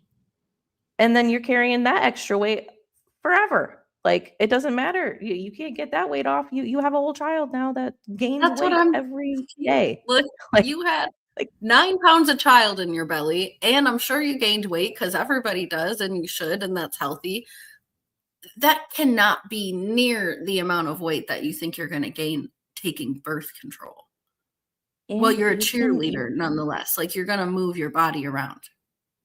you can get that weight off. It's not like you're 40 or something. Like you're a teenager. You can get that weight off if you tried. And also, you're not guaranteed to just gain weight. Some birth controls you lose weight. Like Mhm, it you're not guaranteed what is going to happen. Like just because there are side effects doesn't mean they're actually going to happen. There's side effects every time you take an ibuprofen, and I'm sure you take it when you get a headache. Like there's mhm, side effects to everything. Like, yeah. and I'm sure she Well, does there's a things that 100 have different side forms of effects. birth control now. Exactly. There's so many options that this is just like negligent to not educate your child. Like, why do you think this about birth control? Okay, well, let's sit down and actually look at this. Maybe talk to a paper doctor about your options and Yeah. like talk to an actual physician or something about these side because she's just got some weird crap in her head like, oh, I can't take birth control because I don't want to gain weight. Girl, You just had a girl. whole baby, okay? You gained some weight. You're gonna be okay. I would rather gain 20 pounds at that age than have a baby when I was her age. Honestly. Like, Honestly, give and me you're right. I mean, all the that's not weight. the side effect of all birth controls, and there's so many different types of birth control out there, and so many different types of each type and brands of each brand. Like, you're gonna find something that works for you that you feel comfortable with. And if you go to a doctor and you say, "I'm worried about these side effects, especially weight gain," they'll probably do their best to find you one that you're not gonna gain any weight on. Like, it's not rocket science. Like, I know that medication is a little bit Yeah. of trial and error, but people know some general side effects from each one. Like I've taken birth control. Haven't taken it in a long time, but I started birth control when I was 13 years old and took it well into my mid 20s. Never gained weight from birth control. Took all kinds of different flavors and brands and progesterones and like all the things. Yeah. Never Yeah, gained weight. Like she's worried a little bit about a little bit of weight from birth control, but she's sitting there eating a damn pizza. Like, girl, like you can't with have a both. bucket of ranch. Did you see the Yeah, bucket of ranch? yeah, you're gonna literally gain weight from what you're eating, not from your medication. Just that, like, oh, God forbid I gain extra 5 pounds from birth control, but let me devour this pizza and buckets of ranch. Like, it's not like you're sitting here trying to lose weight. Like, why do you She care? just doesn't want to be on birth control. She doesn't mind It's having just more babies. She has not been more adamant than anyone else in the show that she is fine with having another baby. She said I can handle it. She said it'll be yeah, okay. She said my mom quit her job. Like what got an else? in-home daycare. Yep. No, Yeah, like I this can girl still wants go to to have school. another baby. Yeah, it's just stupid. Like, just stop feeding me this crap of like, oh, the side effects. It's just like it's such a Fallon answer, like when Fallon was like, oh, they have to take a shower together because he has to help her stand up. Like, it's such a like your logic here is just so flawed. This family just like grinds my gears so bad. I can't stand the stupidity running through. They And I get me know real it's not scared up. exactly Bella's fault. Like her parents should be stepping in, like even Chris in that conversation, like, well, maybe you should talk to an actual doctor. I don't know everything about birth control, and obviously you don't either. So let's talk to an actual doctor and see what your options are to prevent pregnancy here. And that would be so much better. But no, I mean, Fallon could never have her on birth control. She'd just rather give them 50 condoms and see what happens and pretend that she cares, like if it breaks or whatever. Like she probably is poking holes in them herself. So I don't know. I mean, the pill, I think, I mean, don't quote me, maybe somebody else has a different experience, but I think that's one of the ones where it doesn't make you gain weight, but you do have to remember to take it. Yeah. And put it in her food like if I was one of her parents, literally, and she was like, I ain't taking birth control, whatever, I'm getting the pill and I'm crushing it and putting it in her damn pizza or her food or her ranch. Great like idea. She's taking that. Yeah, that's a great idea. I got your morning smoothie for you. Yeah, I mean, that's what I'd be doing. But no, Fallon's over here buying pregnancy tests and condoms and acting all pretend shocked at what this family spends on pregnancy tests and condoms, because none of those things are cheap. And it seems like these two girls are taking pregnancy tests every 20 days, 28 days, right? Every cycle, like at least. It's like they go get a bulk order from Sam's Club. Like, right. Keep them on air. Right. Hey, Artsy. I'm always really bad at names. I'm sorry. I don't know why. Artsy. Oh my gosh. Okay. How much of Bella's thoughts are her own or her mom's? I honestly think it's a combination, but only because like Bella is being raised by this woman. So, I mean, her thoughts and her mom's are pretty similar anyways. Like she's being taught how to think, how to feel. She learned how to eat from this woman, how to wave, how to stand up, like all kinds of things she's learned from this woman and her family. So, I mean, there's going to be a lot of overlap. And Bella's just so young at this point that I don't think she knows to look into things or figure things out on her own. She's got these weird ideas about stuff, and her mom is not sitting there correcting her. Like she's saying things like, oh, I could have another baby because I can handle it. Like, no, girl, you can't handle it. I'm handling it. And that's what's happening here. If I passed away in a car accident and you were stuck with 5 babies, you would have no idea what to do. Like, right. Nobody's correcting this girl and nobody is like giving her a better intelligence. And for someone who's a teacher like Fallon, is or whatever, you would think that her kids would be a little smarter and everybody in the situation. Even think of Fallon as a teacher. It's crazy. I take her license if nobody has already. But yeah, I think that it's like it's an overlap of both. I think her ideas are partially her mom's always ideas. An overlap of both. But I think Bella is more influenced by her mom than most teenagers are. Like it's not just that she learned how to walk and talk and eat from her mom, but I think she learned how to think and speak and logic from that stupid woman too. She learned about things that she shouldn't even know about at her age. Encouraging of like independent thinking, even with Hunter, right? She's literally texting Hunter, spelling it out. I hope you take our side because these are all the things that we do for you. Like that speaks to a higher level of influence than like the typical parental influence. Them not correcting her is crazy. Yeah. All of it's crazy. It is. All of it's crazy. This even family Chris, that's why I say it's Chris's fault too, because like even if he knows better, he ain't doing nothing to help the situation. I don't know if he's just scared of this woman, Fallon, but you already divorced her once. You should have just stayed away. Like let this woman drown.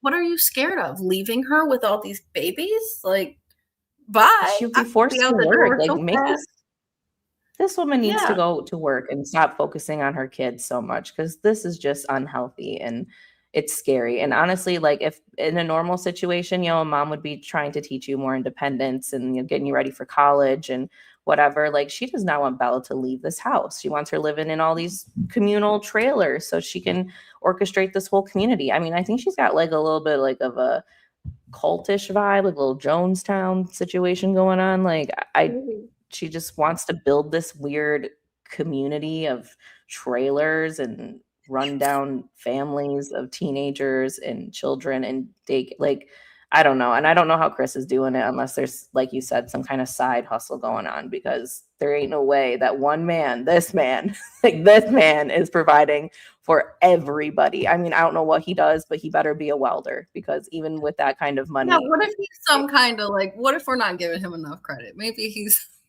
I don't know. He can't be. I hope he's got some kind of truck driving job that just takes him away for a while, because that's probably a big something. I mean, I do think they got something else going on. I think maybe that's why Stacy and them are all close to begin with. I'm just alleging. I don't know for sure, but it's my thought. But I don't know how he is supporting like Falon not working, 2 babies, his kids, their boyfriends, the house bills on top of food and pizzas all the time, like eating out and all kinds of stuff. I mean, like if I was him, every time I'd be like in that house looking at stuff, I'd be like, oh my gosh, how much did that cost? And how much did that go to cost? And every diaper's 15 cents and whatever. Like I'd just be like losing my mind. Like if they changed the baby too early, or if that, I don't know, like I'd just be like, oh my God, they wasted an ounce of formula, I'm gonna die. Like right. I know. Oh God. And like he seems like he's been through a lot of things. I mean, he just looks tired in this episode, and I have no empathy for him, but I do like to laugh at him. But it's just like he's just sitting there, looks like he's completely out of energy, out of money, out of an F to give to any of these people. And yet he's just like, and this part, actually, I took a picture of this for a specific reason, because when he told Falon, you can leave, right? If you have a problem with like the situation that's going on, I don't care. And he said, I tried to tell you in the beginning, and now look where we're at. And I'm thinking to myself, like, in the beginning of what? Like, the beginning where she was maybe running around to your daddy talking about how she wants her to have a baby. Like, I feel like he's trying to say, like, in the very beginning, I tried to intervene and say, you cannot quit your job and encourage our kids to get pregnant, because that is going to put our family in a really difficult situation. I think that is what he's speaking to when he said, in the beginning, I tried to talk to you about this. Crazy. Yeah. And Falon probably just encouraged the whole thing, paid this man some lip service, both literally and physically. Oh, it's going to be okay. I'm going to make sure that they don't do that. Meanwhile, probably encouraging these kids to go do the nasty things that they're doing behind closed doors that can't be supervised. Like, do not let these kids in a room together. How is that hard? How is it that hard? That many rooms. It looks like it's like a double wide. How many rooms are in there? 3? Like, and they're all paper thin walls. Yeah, there ain't no way. Quiet, just like your toddler. If your teenager is quiet, just like when your toddler is quiet, you better be opening doors and looking. I know.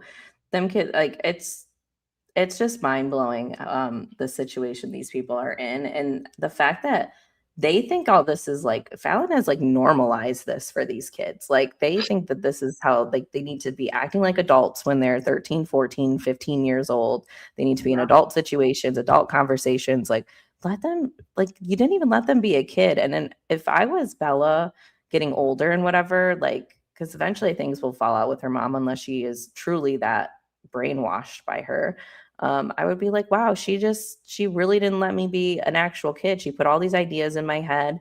I wasn't, I had to have a kid at a young age, and on TV, like just so heavy to do to these kids when this was so preventable. And it's not even like everyone else's situation where like, yes, it was preventable, but kids are going to do whatever. But they were like giving these kids, they were like, condoning it, and not just condoning it, they were encouraging it. They were seems like they were pushing it. Like it's not. It's all bad. I get so irritated by this family. So irritated. Well, see, the person I feel bad for, other than the baby and Hunter, I guess, because like these aren't his family, and they've like been able to control so much of him. But and his mom just lets it happen, and everyone's sleeping, and just so much chaos. But his dad, like to not really have something set in stone with custody. Like I bet he kicks himself every day that they did not set something in stone before all this happened, because they had a good relationship and they trusted in that relationship. Like this is a wise tale of, just because you're getting along with somebody now does not mean that things won't change later and they can't switch up on you and make up a bunch of stuff about you and keep your kid from you. Like, get stuff in writing. Especially when you guys are in a good situation, because that's when you should have it in writing that we're 50-50, we're this and that. Like, because otherwise you don't have control when this happens, and you have to go through a whole long court process. And by that time, your 13 and 12-year-olds got somebody pregnant. And I do feel bad that he probably got blindsided by this whole friendship with Falon, and how she was able to just sink her little claws in and do so much damage in such a short amount of time is just mind-blowing. Yeah, I know that, like, technically there's not really anything you can do about this kind of thing, but I definitely feel like this lady needs to be in jail, straight to jail. I mean, she is in jail, but she needs to stay in jail, but she's not. So yeah.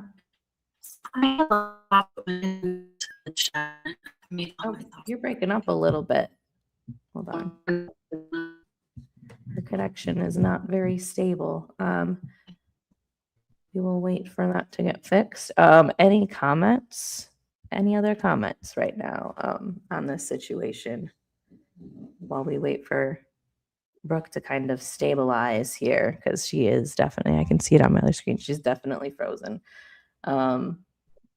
Yeah, I mean, they end this little thing here with a false, no pregnancy, and also no consequences. No, hey, we're not, how about we don't do this? How about he don't spend the night no more? How about we, have some rules? There will be no rules.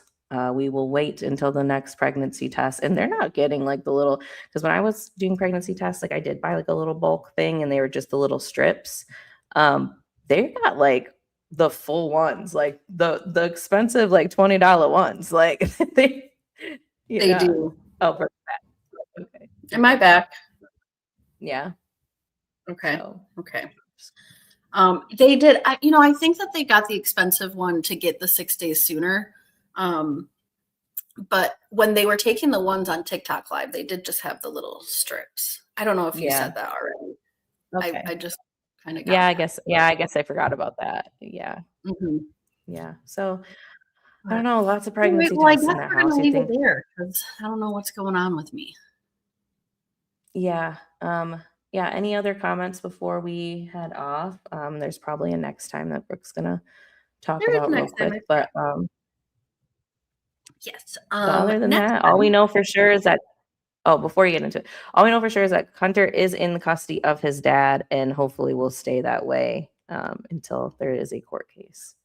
Do you know how TLC is reacting to the public's view of the family? I do not know how TLC is reacting to that. TLC, in my opinion, I think usually tries to keep pretty tight-lipped about reactions to reactions. Although you do bring something to my mind. Part of Hunter's emergency custody situation right now is that he is not to be filmed. Anything that he is filmed on is not to be, put out online by anybody, not just the Vaughns, not just Bella, nobody. Mm-hmm. So unless they already filmed a tell-all, which I don't think that they did, I don't think that there will be one. Yeah, I think that has a lot to do with this situation, don't you think?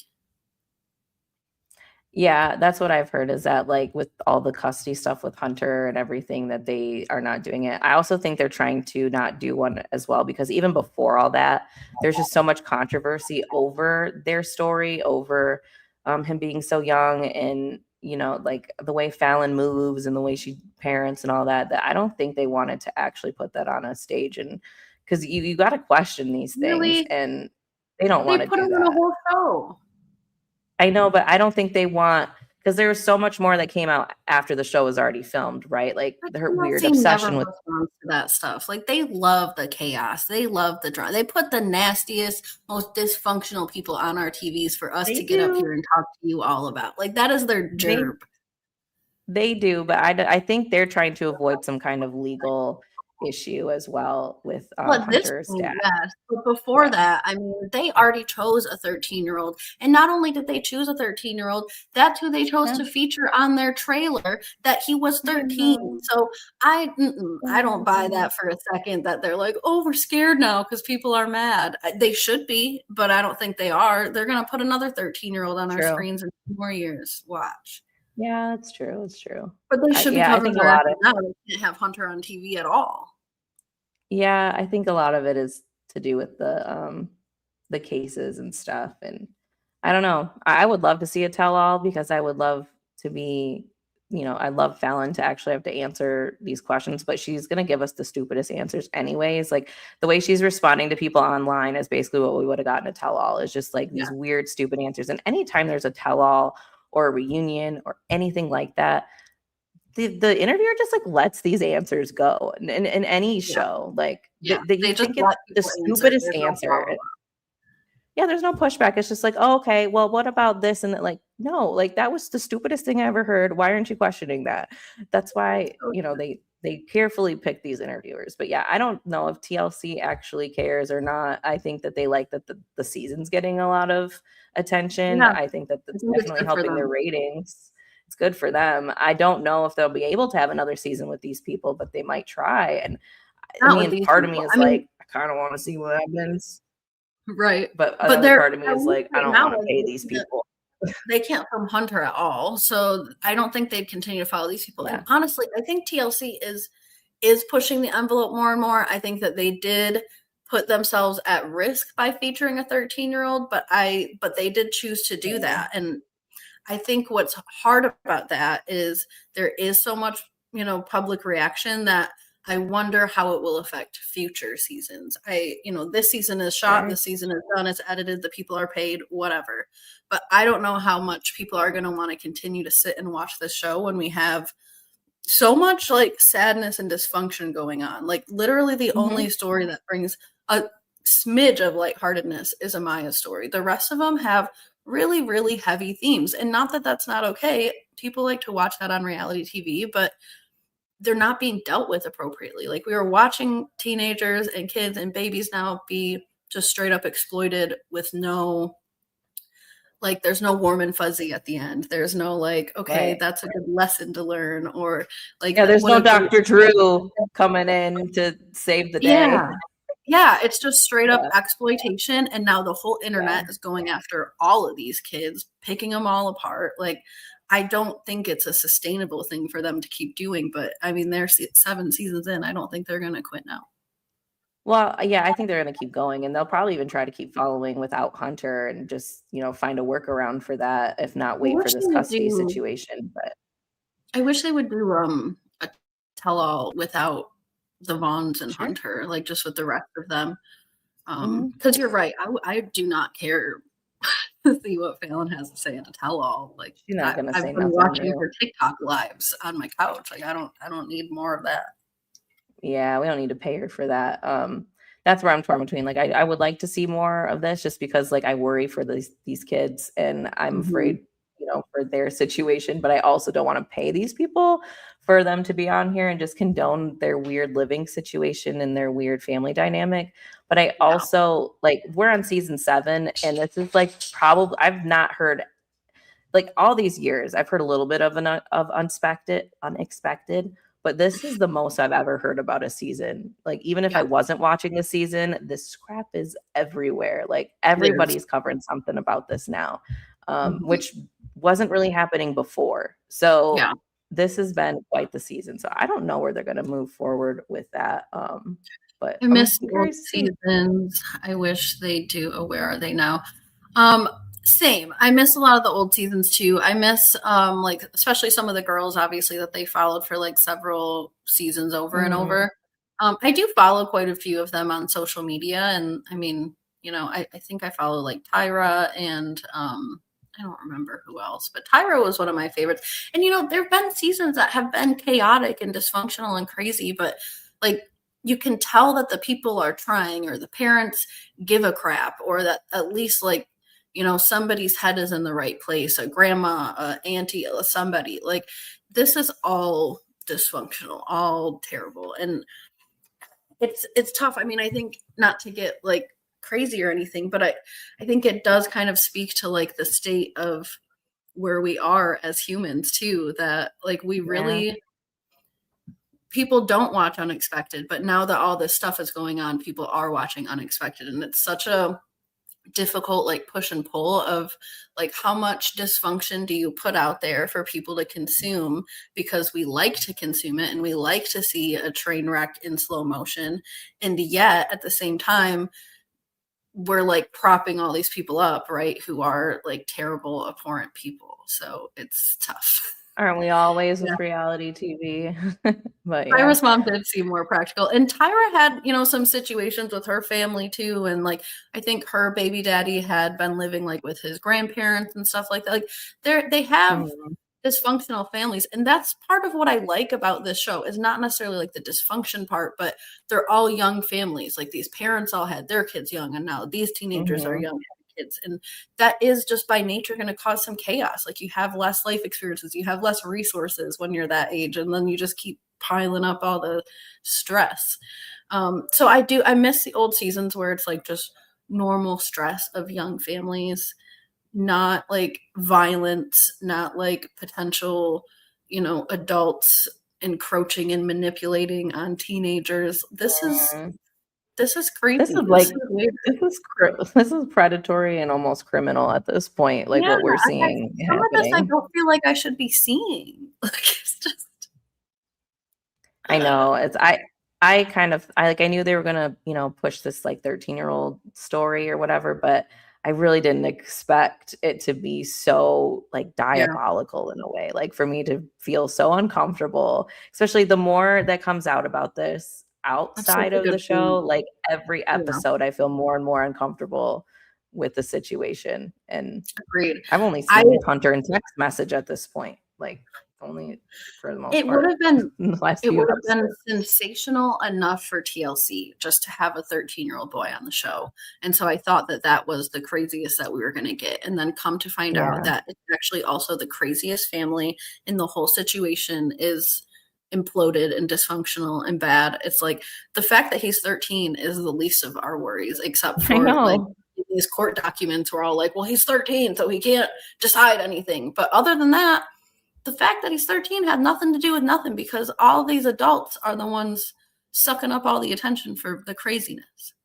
Yeah, and it's so scary. I think TLC should have did a better job too about getting a hold of like his dad and stuff, instead of putting all these crazy narratives out there about him. Because I've seen people cover this that they don't know a lot about the court stuff. So they first go on and they're like, when they see he's filing, they're like, but he hasn't been around, so I don't know why he thinks he can file now and blah, blah, blah. Like, well, TLC let you think that. Like, it's might not be true. And, they're kind of at fault for those kind of narratives. So I don't know if that's also part of why they're avoiding tell-all as well, because they do play a hand in how his dad is being viewed. And now with all this court stuff going on, like, bless, like you should have did a little bit more research and asked, I don't know if they reached out to this guy and he never responded, or responded with, I'm not talking to you, or whatever.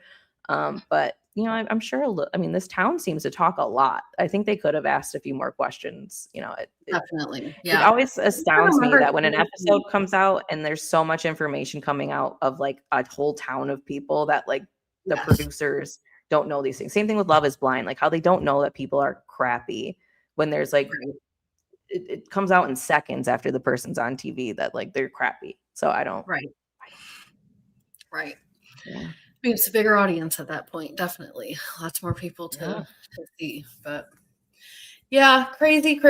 We'll definitely be keeping you all updated, obviously, on where everything goes. But I think that this is probably the most explosive week so far, like behind the scenes, with Unexpected. I don't anticipate that things are going to get any crazier unless really, really bad things happen. Because at this point, we have an emergency order of custody. I think things are going to start to calm down and get sort of worked out. But next month, there is a hearing. I forgot what day it is, but there's a custody hearing for baby Wes. And the representatives of that custody hearing is Casey Hunter's dad and Falon Bella's mom. So we know drama will be coming from that situation, even if it's just in the court documents. So to be continued. We might be hopping on here after the season is over, making some updates here and there, because this is crazy. Yeah, just to talk about that. Yeah, not many shows are this controversial these days. I mean, Teen Mom really died out with the controversy. So Unexpected is just filling in those shoes tenfold and it's bringing it this season. And I wasn't expecting it, so I'm a little unexpected. It was quite unexpected this season. So yeah, stay with us. We will be. Did you do next time already? I did not. I don't think so. So okay. So next time we will see Mia and Jesse adjusting to living life together. They like wake up in the morning all cute, and they're like, "I could get used to this." I'm like, "Okay, well don't." Yeah, so don't. Yeah. Hunter apparently. Well, Hunter's dad's gonna get brought back up. In a lying manner. Well, that's great for his case. Yeah. Hunter apparently wants his dad to meet Wes at his next baseball game on the show. And the very first thing apparently that Bella asked him is like, well, did he respond to your text message? And then we get a little video of Bella like, well, we're at the game and Hunter's dad's not here. That man was probably like 70 feet away. You guys are probably literally making things up at this point, because I cannot believe a word that comes out of any of their mouths. Right. Like, the fact that this man has filed 3 or 4 different court orders in the last 3 or 4 days, I think he can probably show up to a baseball game if he's available. Now, I've heard that he works nights, so maybe that's part of the reason that he's not at some of these games. Probably. And I think that that's probably what's being set up with production too, when they say like, oh, is your dad going to come to the game? Do you want him to meet the baby? And then they're like, oh, he's not there. He never shows up. Well, the man has a job and he does work nights. Also, we're going to see. And he doesn't want to film. He doesn't want to film. So what would what would the story even be there? Like, of course you're setting him up for failure because he's not going to film about it anyways. Well, that's even if he was there, we as viewers would not know. Yeah, because he's not going to film. Yeah. So they can lie to us all they want, really, about Hunter's dad, because he's not filming, so we don't know. But since all this stuff is going on behind the scenes, we know a lot more. Could you imagine if none of this stuff, like if Falon was a little bit smarter to not do some of this stuff, they would have us all so fooled right now about the situation going on with Hunter's dad. Like, I would probably be picking up vibes. We were picking up some vibes. But yeah, this definitely I would probably be sitting here so mad at this kid's dad for abandoning him with all these crazy people, when really his dad is fighting very hard for him. Literally, Falon gaslights us more than that ChatGPT gaslights that Huss guy. Like, that's what's going on here. Like, this is just insane. But thankfully, this guy's got a strong case with all this footage and stuff. Oh my God. And Falon only makes it stronger for him, by getting arrested on his front lawn. Yep. So this woman's crazy. She'll follow him home. She'll follow him home. Like, oh my God. We're also going to see Mother's Day. I don't know if it's going to be Mother's Day for all the girls, because I don't know if they follow all the girls chronologically. But it's going to be Mother's Day, at least for Amaya, and she's going to get a gift card from Jose, and I don't think she's going to be very excited about that. And then we also see from Isabella that I don't know if she's leaving the hospital, but she's still in the hospital, probably leaving soon, and they mention questions about Bryce being on the birth certificate or not. It seems like she's leaning towards no. So we'll see. Yeah. I mean, whatever's clever, I guess. Yep. So I guess we will be back next week to talk again all things unexpected. I'm not sure how many episodes we have left in this season. If anyone knows, or even has a guess, like, let us know if it's a guess. But yeah, if anyone knows, let us know. I haven't really Googled it, but usually I don't know. Usually it kind of makes itself known to me by this point. So we'll see. We will see. But we will be back next week. I don't know. This could be the show that doesn't end because it's always giving, apparently. But I need it to end at some point because oh my gosh, my mental health, like stressing over these families is crazy. But no, they really get me fired up. I love your coverage. You guys are so fun. Oh, that's really nice of you. Thank you. Thanks for sticking around and watching. Thanks for all your comments. Yes. We had a really fun time doing this with each other. So if you guys weren't here, we'd be doing this on the phone anyways. So we're happy. We spent an hour on these people, by the way, like specifically like these people. Like the whole first hour was everybody else, and then this hour is them. This is like it's just crazy. Weren't even that much. So. It's just because everything else that's going on. So these people are going to keep giving us crap to talk about, and we could talk about them all day. I mean, we could probably do another 4 hours of this if we were determined enough. But I know Ann and I can spend some good time on the phone. So yeah, I think we probably really could. Maybe one day we'll sit and really chat it out. But it's been 2 hours. I know Ann has a baby to get back to. I have a husband coming up the stairs as we speak. So all good things come to an end. Well, thank you, Chick Chat, for joining us. And make sure to hit the subscribe if you're not subscribed. Like, comment, share, follow, whatever. We do see there's a little bit more traffic going through these videos. So have a great rest of your night, and reduce, reuse, recycle, Rihanna, and goodbye. And there's Tyler. Bye.